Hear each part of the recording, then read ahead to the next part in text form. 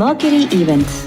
உங்க ஈவெண்ட்ஸை எங்களோட பிளான் பண்ண இப்போவே ஸ்கிரீன்ல தெரியிற நம்பருக்கு கால் பண்ணுங்க.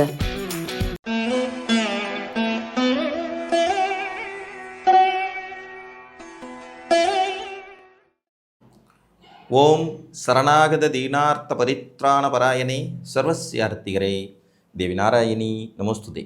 வணக்கம் நேயர்களே, இது மகாலட்சுமி ஜோதிடம் வழங்கும் காலச்சக்கரம். உங்கள் அன்பு ஜோதிடர் ஸ்ரீராம்ஜி பேசுகிறேன். அனைவரும் நலமுடன் இருக்கிறீர்களா? நன்றாகத்தான் இருப்பீர்கள், நன்றாக இருக்க வேண்டும். இன்றைய காணொளியில் நாம் காண இருப்பது நினைத்ததை முடிப்பவர் யார்? இதான் தலைப்பு. பொதுவாக நினைத்ததை முடிப்பவர், நம்ம நல்லதாக நினைக்கிறோமோ கெட்டதாக நினைக்கிறோமோ அந்த செயலை செய்து முடிக்கும் தன்மை அப்படிங்கிறது எல்லாருக்கும் வாச்சிடுறதில்ல. காலையில் ஒன்று யோசிப்பாங்க, 2 தடவை முயற்சி பண்ணுவாங்க, முடியலன்னா விட்டுட்டு அடுத்த விஷயத்தை யோசிக்க ஆரம்பிப்பாங்க. சிலர்லாம் பார்த்திங்கன்னா நான் டாக்டர் ஆகணும் அப்படின்ட்டு நீட் எழுதுவாங்க. 2 வருஷம் எழுதி முடிச்சுட்டு இல்லை எனக்கு மார்க்கே வரமாட்டேங்குதுன்னு விட்டுடுவாங்க. நான் உப்பு விற்க போனேன், மழை பெஞ்சிருச்சு, மாவு விற்க போனேன், காற்றடிச்சிருச்சுன்னு சப்பக்கட்டு கட்டுவாங்க. சூழ்நிலைகளை காரணம் காட்டி, சந்தர்ப்ப சூழ்நிலைகளை காரணம் காட்டி தன்னுடைய திட்டங்களை, செயல்களை, தோல்விகளை மறைத்து மழுப்பி ஏனோ தானோ என்று ஒரு ஆவரேஜான வாழ்க்கையை வாழ்ந்துட்டு இருக்கிறவங்க தான் 80% பேர். அவங்க எல்லாத்துக்குமே சந்தர்ப்ப சூழ்நிலைகளை காரணம் காட்டுவாங்க. நான் கீதாவுக்கு பொதுல சீதாவை கல்யாணம் பண்ணியிருந்தேன்னா இந்நேரம் நான் தான் அம்பானி அப்படிம்பாங்க. கீதாவை கல்யாணம் பண்ணிட்டேன் அதனாலேயே என் வாழ்க்கை போயிடுச்சு அப்படிம்பாங்க. நான் இன்ஜினியரிங் பொதுல இந்த படிப்பை படிச்சிருந்தேன்னா அவ்வளோ பெரிய ஆளாக இருப்பேன் அப்படிம்பாங்க. அவ்வளோ பெரிய ஆளாகணும்னு உங்கள் தலையில் விதி இருந்துருச்சுன்னா நீங்கள் படிக்கவே இல்லைனாலும் ஆகித்தான் தீருவீங்க. இதுதான் நிதர்சனமான உண்மை. ஸோ சந்தர்ப்ப சூழ்நிலைகள் மேலே காரணத்தை தவிர்ப்பதை விட்டு நினைத்ததை முடிக்கும் யோகிதை எவ்வளோ பேருக்கு கிடைக்கும்? அதற்கான கிரக அமைப்புகள் என்ன அப்படிங்கிறத இன்றைக்கி பார்க்கலாம். வெற்றிகரமாக தன்னுடைய காரியங்களை செயல்திறனாக மாற்றுபவர் அமைப்பு பார்த்திங்கன்னா ஜாதகத்தில் 11ஆம் இடம்ங்கிற பராக்கிரமஸ்தானத்துக்குள்ளே ஒழிஞ்சிட்ருக்கும். உங்கள் லக்னத்திற்கு 11ஆம் இடம் அப்படிங்கிறதுல வலுவான கோள்கள் அமைய பெற்றாலும் அந்த வீட்டின் அதிபதி வலுவான நிலையில் அமர்ந்திருந்தாலும், இந்த 2 விதியும் எடுத்துக்கலாம்.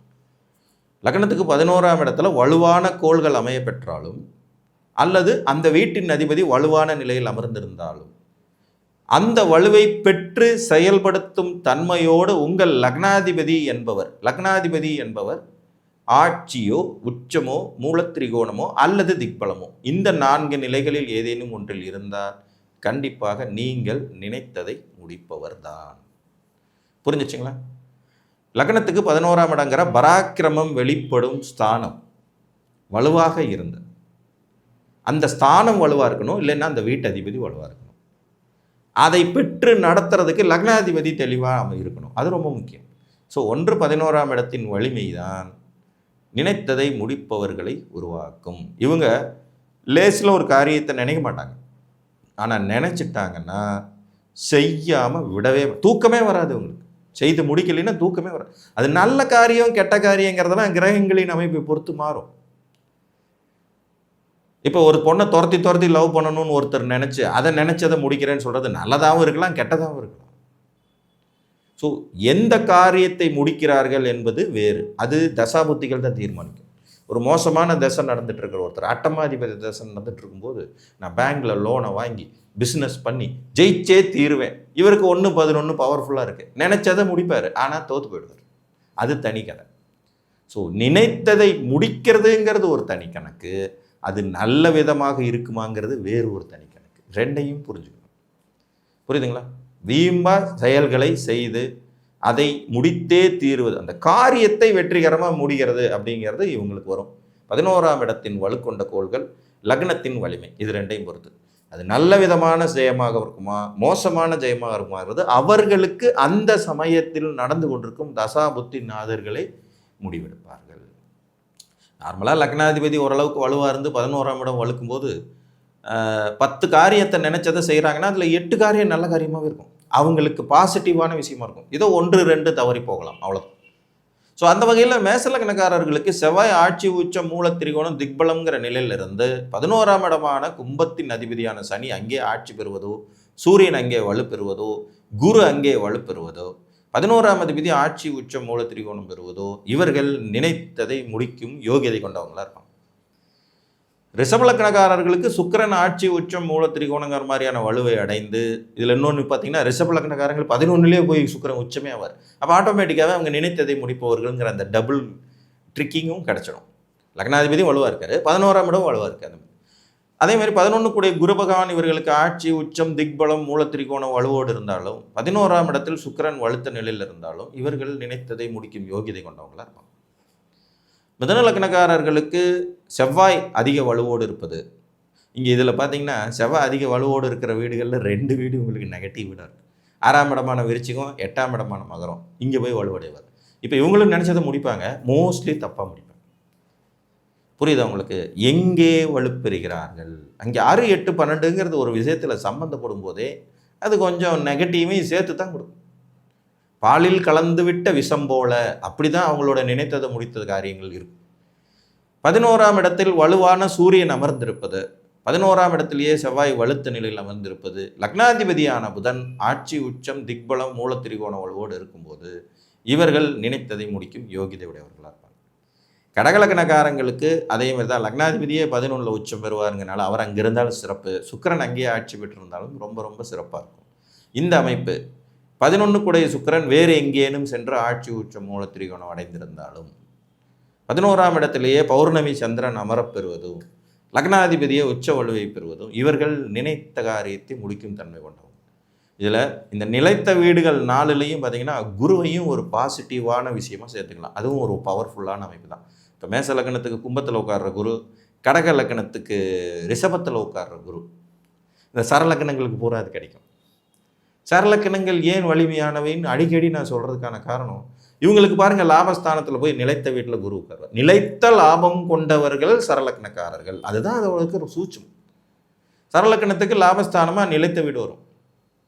மேசத்துக்கு கும்பம் ஒரு நிலைத்த வீடு, கடகத்துக்கு ரிஷபம் ஒரு நிலைத்த வீடு, துலாமுக்கு சிம்மம் ஒரு நிலைத்த வீடு, மகரத்திற்கு விருச்சிகம் ஒரு நிலைத்த வீடு. அப்போ இவங்களுக்கு நிலைத்த தனம் இருக்கும், லாபம் இருக்கும், பராக்கிரமம் இருக்கும், வெளிப்படும்.